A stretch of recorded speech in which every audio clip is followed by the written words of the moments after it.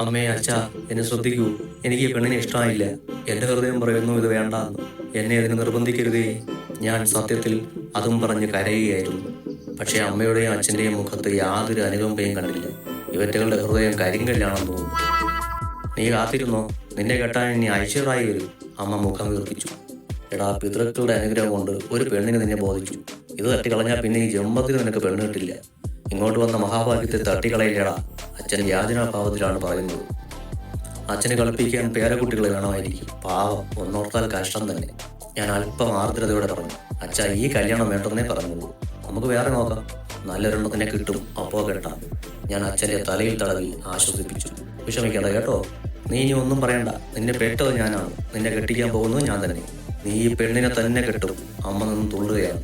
എന്നെ പെട്ടെന്ന് കെട്ടിച്ചിട്ട് അമ്മായിയമ്മ പോയി തുടങ്ങാനുള്ള ചാട്ടമാണ്. ഈ പെണ്ണ് മരുമോളായി വന്നാൽ അമ്മ കുറെ കിടന്ന് ഓടും. അത് ഈ പാവം അറിയുന്നില്ല. അമ്മയുടെ നാക്ക് 5 മീറ്റർ ആണെങ്കിൽ തോട്ടൻകര സഹദേവന്റെ മകളുടെ നാക്കിന്റെ നീളം 5 കിലോമീറ്ററാണ്. ഞാൻ പറഞ്ഞു, അമ്മ, ഈ പെണ്ണിന് ഭയങ്കര നാക്കാണ്. അത് കേട്ടപ്പോൾ അച്ഛന്റെ മുഖം ക്രമാതീതമായി വികസിച്ചു. നല്ല നാക്കുള്ള മരുമോളെയാണ് അച്ഛനും ആഗ്രഹിക്കുന്നത് എന്ന് തോന്നുന്നു. ഭാര്യയെ ഒരു പാഠം പഠിപ്പിക്കണം എന്ന ചെറിയൊരു ആഗ്രഹം അദ്ദേഹത്തിന് കാണുമായിരിക്കും. 32 വർഷമായി തലക്കടിച്ച് ഇരുത്തപ്പെട്ടുകൊണ്ടിരിക്കുന്ന ഒരു പുരുഷന്റെ രോഷം അത് മനസ്സിലാക്കാം. പക്ഷെ അതിന് എന്നെ വലിയാളാക്കണോ? അച്ഛൻ പറയുകയാണ്, നാക്കില്ലാത്ത മനുഷ്യരുണ്ടോ? അതും പറഞ്ഞ് ഭയങ്കര തമാശ എന്ന മട്ടിൽ ഇരുന്ന് ചിരിക്കുകയാണ് വിദ്വാൻ. അതൊരു കൊലച്ചിരിയാണെന്ന് അറിയാതെ പാവം അമ്മ അച്ഛനെ സപ്പോർട്ട് കൊണ്ട് പറഞ്ഞു, പെമ്പിള്ളാരാകുമ്പോൾ ഇത്തിരി നാക്കൊക്കെ വേണം. ഞാൻ എൻ്റെ അമ്മയെ കാരുണ്യത്തോടെ നോക്കി. പുലി പതുങ്ങി പതുങ്ങി അടുത്ത് വരുന്നത് അറിയാതെ ആർത്തിയോടെ പുല്ല് തിന്നുകൊണ്ടിരിക്കുന്ന ഒരു മാൻപേടയെ പോലെ നിൽക്കുകയാണ് ആ ഭാവി അമ്മായി. പാവം, വിധിയെ തടുക്കാൻ ആർക്കും കഴിയില്ലല്ലോ. അമ്മ ആക്രോശിച്ചു. അച്ഛൻ തടി ബിസിനസ്സുകാരൻ, പണക്കാരൻ, ഒരേ ഒരു മോള്, നല്ല പഠിത്തക്കാരി, സുന്ദരി.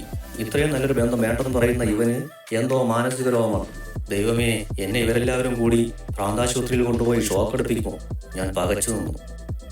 ഇത്രയും നാൾ പെണ്ണ് കെട്ടണമെന്ന് പറഞ്ഞ് ചാടിക്കൊണ്ടിരുന്ന നിനക്കെന്താ ഇപ്പോൾ ഒരു മനംമാറ്റം? അതറിയാനായി അച്ഛൻ എൻ്റെ മുഖത്തേക്ക് ആകാംക്ഷയോടെ നോക്കി. എനിക്ക് സംശയമുണ്ട്, ഞാൻ പറഞ്ഞു. എന്ത് സംശയം? അമ്മ ചോദിച്ചു. പെണ്ണിനെന്തോ കുഴപ്പമുണ്ട്. അനാവശ്യം പറയരുത്, അച്ഛൻ ദേഷ്യത്തോടെ പറഞ്ഞു. ഞാൻ പറഞ്ഞത് അച്ഛനെ സ്പർശിച്ചു എന്ന് തോന്നുന്നു. സ്വന്തം മോളെ ഒന്നും അല്ലല്ലോ പറഞ്ഞത്, പിന്നെ എന്തിന് ചാടിക്കടിക്കാൻ വരുന്നു? ഞാൻ എൻ്റെ ഭാഗം വ്യക്തമാക്കാം. അരഭിത്തിയിലിരുന്നു കൊണ്ട് ഞാൻ പറഞ്ഞു, 10 സെന്റും ഒരു കുളവും മാത്രം സ്വത്തായുള്ള 10ാം ക്ലാസ് തോറ്റ ഒരു പെണ്ണ് പോലും എന്നെ വേണ്ട, ഒരു സർക്കാർ ഉദ്യോഗസ്ഥരെ മതി എന്ന് പറഞ്ഞിട്ടുള്ളതായി നിങ്ങൾക്ക് അറിവുള്ളതാണല്ലോ. അച്ഛനും അമ്മയും തലയാട്ടി. കേരളത്തിലെ സാമൂഹിക സാഹചര്യം അങ്ങനെ ആയിരിക്കെ സമ്പന്നയും വിദ്യാഭ്യാസ വിചക്ഷണയുമായ ഒരു പെൺകുട്ടി സർക്കാർ ഉദ്യോഗമില്ലാത്ത എന്നെ കെട്ടാൻ സമ്മതിച്ചു. എന്തുകൊണ്ട്? അച്ഛനും അമ്മയും ഒരേ സ്വരത്തിൽ ചോദിച്ചു. പെണ്ണിനെന്തോ കുഴപ്പമുണ്ട്. ഞാൻ അലറി. ഒന്നുകിൽ വട്ട്, അല്ലെങ്കിൽ ആരുടെ കൂടെയെങ്കിലും ഒളിച്ചോടിയത്. എന്റെ തലയിൽ കെട്ടിവയ്ക്കാൻ നോക്കുകയാണ്. എടാ, വട്ടാണെങ്കിൽ നമുക്ക് ചികിത്സിച്ച് ഭേദമാക്കി കൂടെ? അമ്മ വിടുന്ന ഭാവമില്ല. വട്ടുള്ളവരെ കൊണ്ടുവന്ന് ചികിത്സിപ്പിക്കാൻ ഈ വീടെന്താ പ്രാന്താശുപത്രിയോ? എനിക്ക് ദേഷ്യം വന്നു. എടാ, ബുദ്ധിമോശം കാണിക്കരുത്. പണമുള്ള പെണ്ണിനെ കളഞ്ഞിടിൽ മണ്ണായി മാറിടും വരെ എണ്ണമുണ്ടായിടും എന്നെ അച്ഛൻ പാടിയിട്ടുണ്ട്. അമ്മ സ്വന്തം പിതാവിനെ കോട്ട് ചെയ്ത് പറഞ്ഞു. ആ പ്രാന്തൻ അങ്ങനെ പലതും പാടും, അത് കാര്യമാക്കണം, അച്ഛൻ പറഞ്ഞു. പെണ്ണിന് വട്ടുണ്ടോ എന്നൊക്കെ നമുക്കൊന്ന് അന്വേഷിക്കാം. ഈ വീട്ടിൽ 2 ഭ്രാന്തിമാർ വേണ്ട. ഈ വീട്ടിൽ 2 ഭ്രാന്തിമാരോ? അപ്പോൾ ഒന്ന് ഞാൻ. ഈ മാധവി ഭ്രാന്തിയോ? പരമേഷ്യ. അമ്മ തലമുടി അഴിച്ചിട്ടു. അച്ഛൻ പതിയെ വെളിയിലേക്ക് ഇറങ്ങി. അച്ഛൻ പറഞ്ഞു, ഇനി ഞാനിവിടെ നിന്നാൽ ശരിയാവില്ല മോനെ. ഞാൻ മധുവിനോട് പറഞ്ഞിട്ട് ഒന്ന് അന്വേഷിക്കാൻ പറയാം. നെല്ലും പതിരും അറിഞ്ഞിട്ട് മതി കല്യാണം. നിന്റെ ജീവിതം കൊണ്ട് കളിക്കാൻ ഞാനില്ല. അതും പറഞ്ഞ് അദ്ദേഹം സ്പീഡിൽ നടന്നുപോയി. എന്തായാലും എനിക്ക് ആശ്വാസമാണ്. മധുമാവൻ അന്വേഷിക്കുമല്ലോ. മധുമാവനെ എനിക്ക് വിശ്വാസമാണ്. മധുമാവനും കൂട്ടുകാരനും കൂടി വാഴത്തോട്ടിൽ പോയി പെണ്ണിനെ കുറിച്ച് അന്വേഷിച്ചു വന്ന കാര്യങ്ങൾ കേട്ട് ഞാൻ ഞെട്ടിത്തരിച്ചിരുന്നു പോയി. പെണ്ണ് ഒരൊറ്റ ആമ്പിള്ളരോട് പോലും മിണ്ടാത്ത സൽസ്വഭാവിയാണത്രേ. ഇതുവരെ ഒരാൾ പോലും അവളെ പറ്റി ഇച്ചിപ്പോ എന്ന് പറഞ്ഞിട്ടില്ല പോലും. നല്ലതുപോലെ പഠിക്കുന്നവളാണ്, കരുണയുള്ളവളാണ്, ദാനശീലയാണ് എന്നൊക്കെയാണ് നാട്ടിലെ സംസാരമെന്ന്. ഈ ബന്ധം തുടരാം എന്നാണ് മധുമാവൻ തന്ന റിപ്പോർട്ട്. ദൈവമേ, അവൾ നാട്ടുകാരെ മുഴുവൻ മയക്കി വെച്ചിരിക്കുകയാണല്ലോ. നാട്ടുകാരുടെ മുന്നിൽ അവൾ ഗംഗയായി അഭിനയിക്കുകയാണ്. യഥാർത്ഥ നാഗവല്ലിയെ ഞാനേ കണ്ടുള്ളൂ, ഞാൻ മാത്രമേ കണ്ടുള്ളൂ. ഇനി ഞാനൊന്നും പറഞ്ഞിട്ട് കാര്യമില്ല. എല്ലാവരും കൂടെ പിടിച്ച പിടിയാലെ ഈ കല്യാണം നടത്തും. എന്തു ചെയ്യണമെന്നറിയാതെ ഞാൻ മെരുകിനെ പോലെ അങ്ങോട്ടും ഇങ്ങോട്ടും ഓടി നടന്നു. അപ്പോൾ ഫോൺ ശബ്ദിച്ചു. നോക്കിയപ്പോൾ പരിചയമില്ലാത്തൊരു നമ്പർ.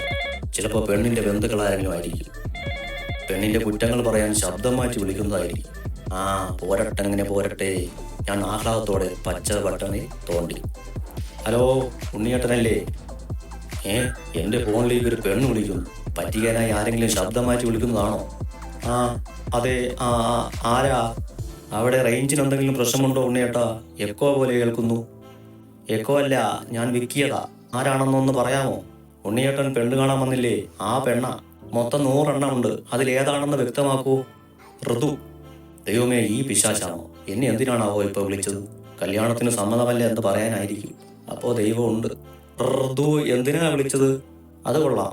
കല്യാണം ഉറപ്പിച്ചു കഴിഞ്ഞാൽ ചെറുക്കനും പെണ്ണും അങ്ങോട്ടും ഇങ്ങോട്ടും ഫോണിൽ വിളിക്കുന്നത് നാട്ടു നടപ്പല്ലേ? കല്യാണം ഉറപ്പിച്ചോ? എപ്പോ? നിങ്ങളുടെ വീട്ടിൽ നിന്നും വിളിച്ചു പറഞ്ഞല്ലോ. ഞാൻ അന്തം വിട്ടു നിന്നു. എന്റെ കല്യാണം ഉറപ്പിച്ചോയില്ല. ഞാൻ അറിഞ്ഞിട്ടില്ല. എന്ത് വൃത്തികളാണിത്? അവൾ തുടരുകയാണ്. സാധാരണ ആണുങ്ങളാ പെണ്ണിനെ വിളിക്കാറ്. ഉണ്ണിയേട്ടന് വലിയ നാണമാണെന്ന് പറഞ്ഞ് ഉണ്ണിയേട്ടൻ്റെ അമ്മയാ വിളിക്കാൻ നമ്പർ തന്നത്. അമ്മ സ്വന്തം കുഴി സ്വയം തോണ്ടുകയാണെന്ന് അറിയുന്നില്ല. അനുഭവിക്കുമ്പോൾ അറിഞ്ഞോളൂ. എന്താ ഉണ്ണിയേട്ടൻ ഒന്നും മിണ്ടാത്തത്?